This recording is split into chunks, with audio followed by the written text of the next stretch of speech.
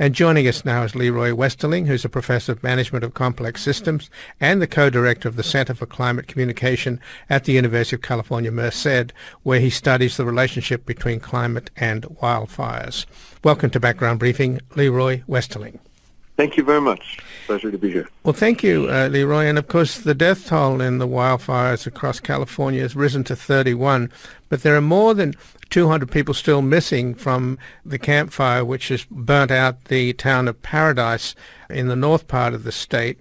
Much media attention, of course, is on the California fires here in Malibu, where a lot of celebrities have lost homes. But in general, what's your sense of what the cause is? Because the President of the United States is basically blaming this on poor forest management. Well, the fires burning in Southern California are not burning in forests, are they? No. They're burning in Chapparal and, some thick brush. So that's not really a forest management issue. And the fires the fire in Northern California started in other types of vegetation, although it has burned some trees. And these are not, productive forest lands or anything like that. So this isn't typically a forest fuels management issue. This is more about vegetation management around structures on private property. I think the cause is related to the climate that we've been experiencing in recent years. It's a combination of warmer temperatures which cause increased evaporation that dries out fuels and increasing variability in precipitation. So this is a region where our background precipitation is highly variable to begin with, and climate change is exacerbating that. If you're interested in how that works, it's basically that as you warm up the planet, you're warming up the northern latitudes faster than you are the equator, and that reduces the temperature differential between the equator and the pole, North Pole, and that tends to slow down the jet stream and make it loop further north and south and move more slowly. So you get these persistent, very wet or very dry weather patterns.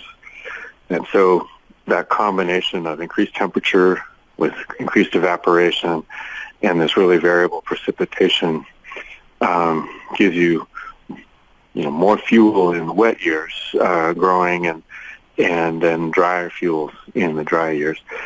And an important thing to think about is that in the fall we get these downslope winds that can really dry things out and fan the flames once the fire gets going. And the probability of those sort of increases as you go into the fall. And usually we have pretty significant precipitation in Northern California where Paradise is by this time of year, and it just couldn't get a fire like this in this late in the year. But when you make the precipitation more variable in a low precip year, you end up with more likelihood of losing the storms in the shoulder season, so in the fall or the spring, and that can really extend the length of the summer dry season and extend the length of the fire season. So we have conditions right now where we have record dry fuel conditions, winds this late in the year. It's the same kind of setup that we had for the Thomas Fire last year in December, and for the Tubbs Fire in Sonoma area in the fall. Well, this is definitely the Santa Ana season, isn't it, here in the fall in Southern California. So it adds to what you're saying. But that's been a persistent condition, has it not, the Santa Ana winds? Yes, but typically, it's dry all summer long, and then the peak of that fall fire season is just sort of like the first half of October in Southern California, because typically by the middle of October or a little bit later you get some rain, and that tends to shut down the fire season.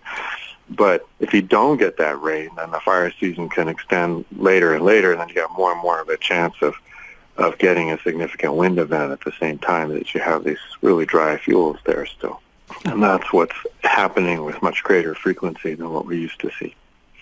And again, I'm speaking with Leroy Westerling, who's a professor of management of complex systems and co-director of the Center for Climate Communication at the University of California, Merced, where he studies the relationship between climate and wildfires. And of course, the contrast between the fires, I was mentioning a lot of media attention, of course, on celebrities' homes being burned in Malibu. But there is, of course, a difference. I think Malibu is one of the wealthiest zip codes in the country.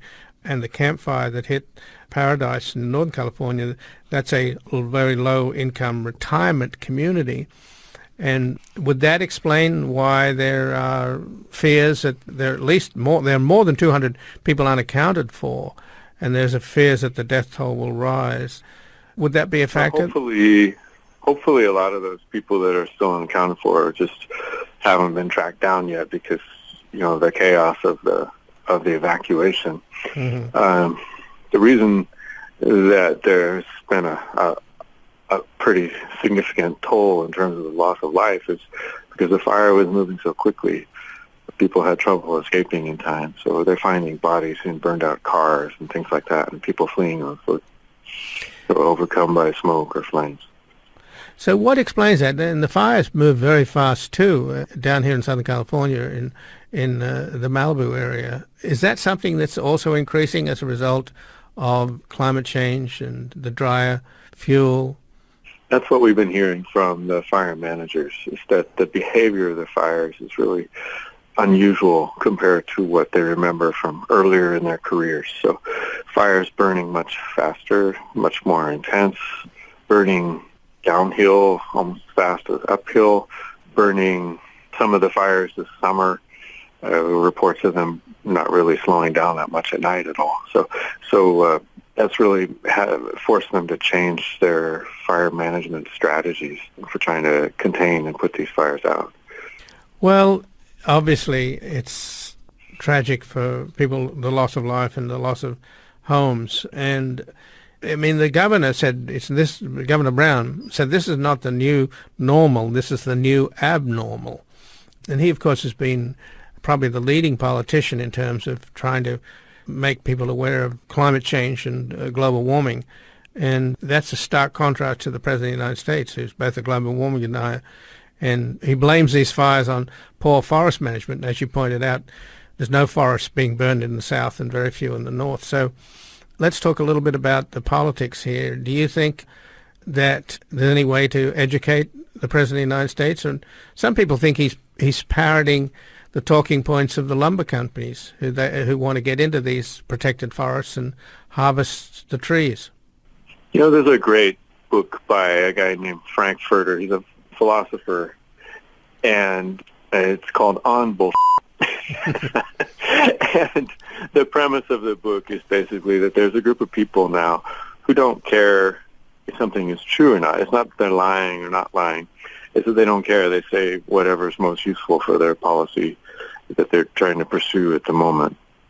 And I think that that's a useful guide to thinking about this, because the Trump administration, on the one hand, is denying that climate change exists, but on the other hand, one of their justifications for overturning some of the climate mitigation strategies of the Obama administration has been that temperatures are increasing and are going to increase so much more anyway that it's futile. We might as well burn things now while we can. So I don't think that they're actually ignorant of the science. I think they just don't care. Well, that's even more unsupportable, surely. I guess this is a pretty cynical time, but I think that climate change is essentially, at its core, an ethical issue. We're imposing costs now that will be borne by all future generations of humans for as long as our civilization persists on this planet. And these decisions are being driven by very short-term considerations. Well, isn't it worse than that? It's a lack of decisions. It's a lack of action. The window is closing, isn't it, on what little time we have to mitigate, let alone stop the damage. That's right. We have been hearing from my colleagues this summer and fall that the time that we have to make a serious dent in this problem is probably no more than a bit over a decade, and any serious strategy for avoiding sort of catastrophic climate change requires not just reducing our emissions to zero, but finding ways to take carbon dioxide back out of the atmosphere and sequester it underground or in biomass or other reservoirs. And a lot of this urgency and expense is because so little has been done for so long. And is there any scientific hope that there will be a breakthrough in sequestration of CO2? You know, on the one hand, I should say that's not my area of expertise, but it's clear that with proper management and changes in practices in both like forest management and how we manage soils for agriculture and things like that, that we could increase the carbon storage in ecosystems by quite a bit.